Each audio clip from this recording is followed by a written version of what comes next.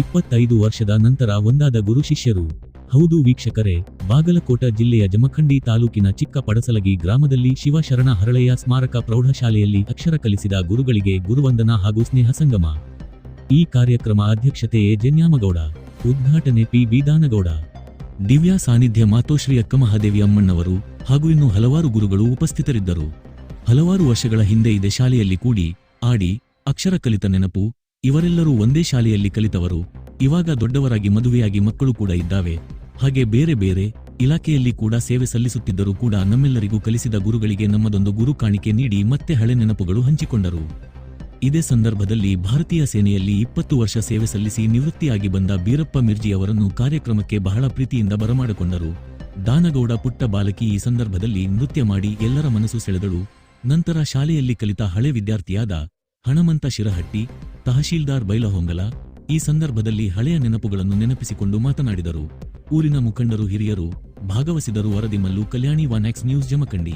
ನಾ ಮಾಡಿಸಿಕೊಡ್ತನು ಅಂತೇಳಿ ಯಾವತ್ತಲೂ ಕೂಡ ನಮ್ಮೆಲ್ಲರನ್ನ ಸಮಾಧಾನ ಪಡಿಸುವ ಮೂಲಕ ತಮ್ಮ ಆದರ್ಶ ಶಿಕ್ಷಕರಾಗಿ ಪ್ರಶಸ್ತಿ ಪಡೆದು ಇವತ್ತು ನಿವೃತ್ತರಾಗಿ ನಮ್ಮೂರಿನಲ್ಲಿಯೇ ನೆಲೆಸಿರ್ತಕ್ಕಂಥ ಅವರಿಗೆ ಸನ್ಮಾನಿಸುವುದು ನಮ್ಮೆಲ್ಲರ ಸೌಭಾಗ್ಯ ಎಂದು ಭಾವಿಸ್ತಾ ಇದ್ದೇನೆ.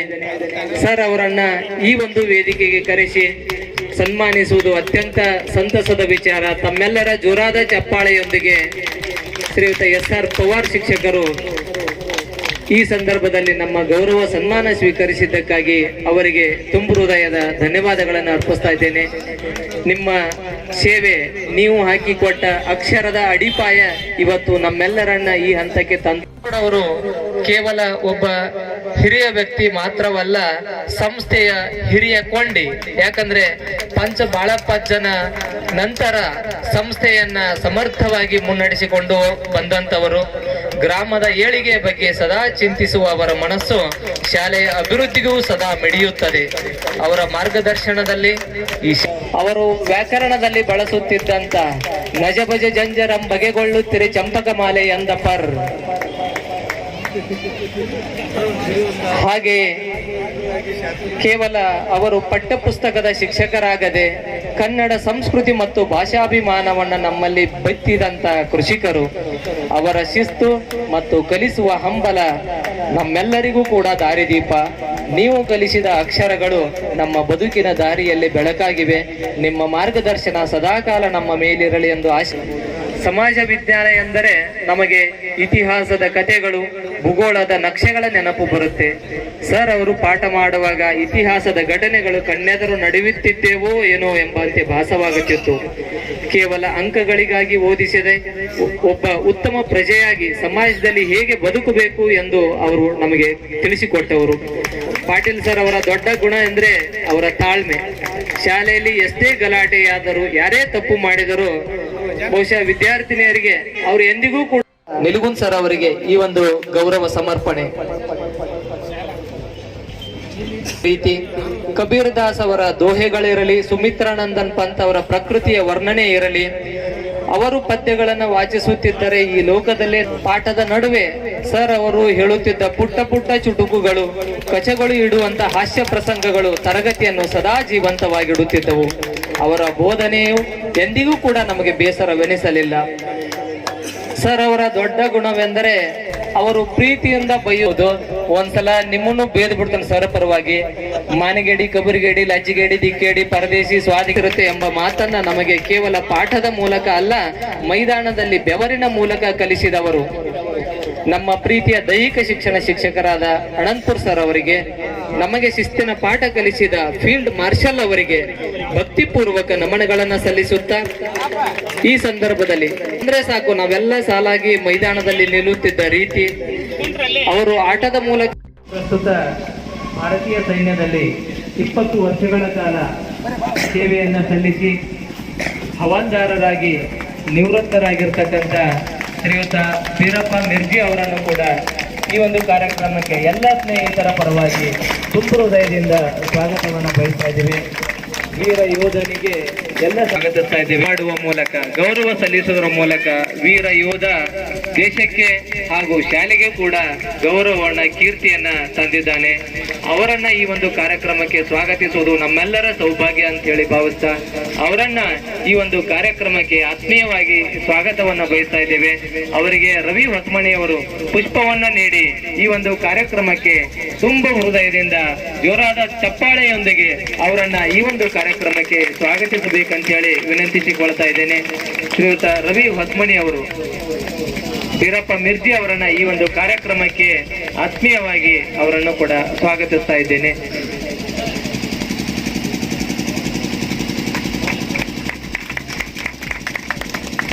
ಮಿರ್ಜಿ ಅವರು ವೇದಿಕೆಯಲ್ಲಿ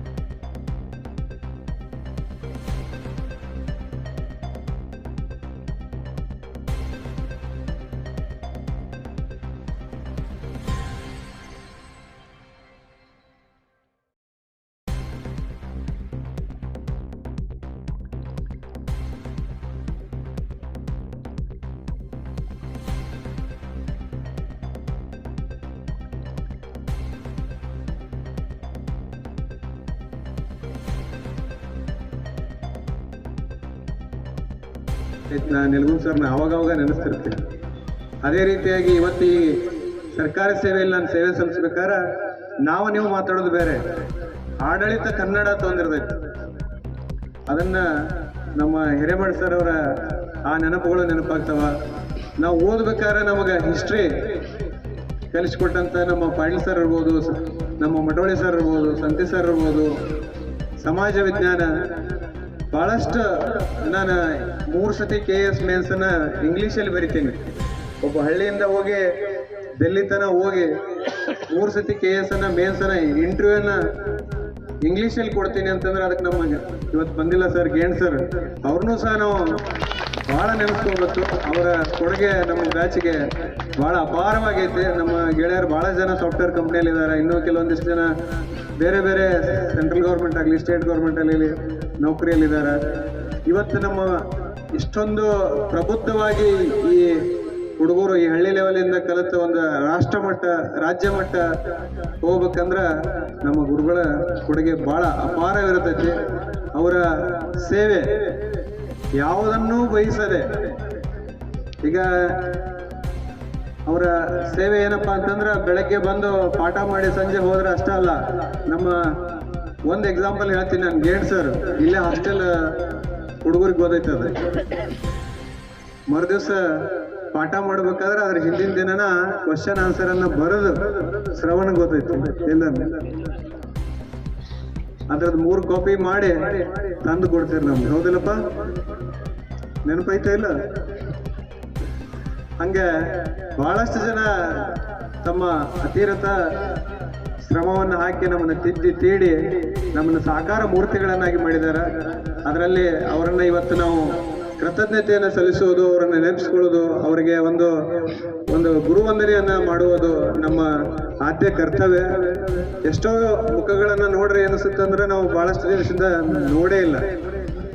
ಯಾಕಂದ್ರೆ ಪುನಃ ನಾವು ಭೇಟಿ ಆದ್ರೆ ನಮ್ಗೆ ಮತ್ತೆ ಆ ಬಾಂಧವ್ಯ ಹೆಚ್ಚಿನ ಮಟ್ಟದಲ್ಲಿ ಬೆಳೀತೈತಿ.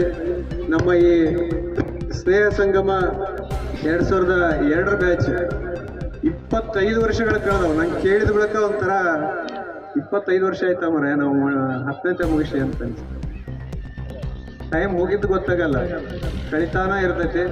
ಸೊ ಹಾಗಾಗಿ ಇವತ್ತಿನ ಈ ಕಾರ್ಯಕ್ರಮನ ಭಾಳ ಅಚ್ಚುಕಟ್ಟಾಗಿ ನಮ್ಮ ಪರಶು ಕಲ್ಯಾಣಿ ಇರ್ಬೋದು, ಬಾಳಪ್ಪ ಮಟವಳ್ಳಿ, ಸಿದ್ದು ಹಂಚನಾಳ, ಸದಾಶಿವ ಕಂಕನವಾಡಿ, ರಮೇಶ್ ನಂದಗಾಂವ್ ಊರಲ್ಲಿ ಇನ್ನೂ ಮತ್ತೆ ಯಾರು ಓಡಾಡಿ ಮಾಡಿದರೆ ಇದೊಂದು ಅಪೂರ್ವ ಕಾರ್ಯಕ್ರಮ, ಎಲ್ಲರಿಗೂ ಹೆಮ್ಮೆ ತರುವಂಥ ಕಾರ್ಯಕ್ರಮ.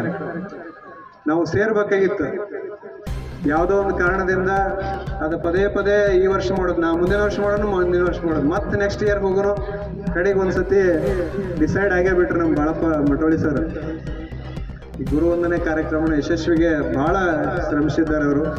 ನಾವು ಬರೀ ಇವತ್ತು ಹಾಜರಿದ್ರೆ ಅಷ್ಟೇ ಅಲ್ಲ, ಅದಕ್ಕೆ ಹಿಂದೆ ಒಂದು ಕಾರ್ಯಕ್ರಮ ಮಾಡ್ಬೇಕಾದ್ರೆ ಭಾಳಷ್ಟು ಎಫರ್ಟ್ ಇರ್ತೈತೆ. ಅವೆಲ್ಲ ಶ್ರಮಿಸಿದಂಥ ಎಲ್ಲ ನನ್ನ ಗೆಳೆಯರಿಗೆ ಮತ್ತು ಗುರು ವೃಂದಕ್ಕೆ ನನ್ನ ಅನಂತ ಕೋಟಿ ನಮನಗಳನ್ನು ಹೇಳಿ ನನ್ನ 2 ಮಾತುಗಳನ್ನು ಮುಗಿಸ್ತೀನಿ. ಜೈ ಹಿಂದ್, ಜೈ ಕರ್ನಾಟಕ.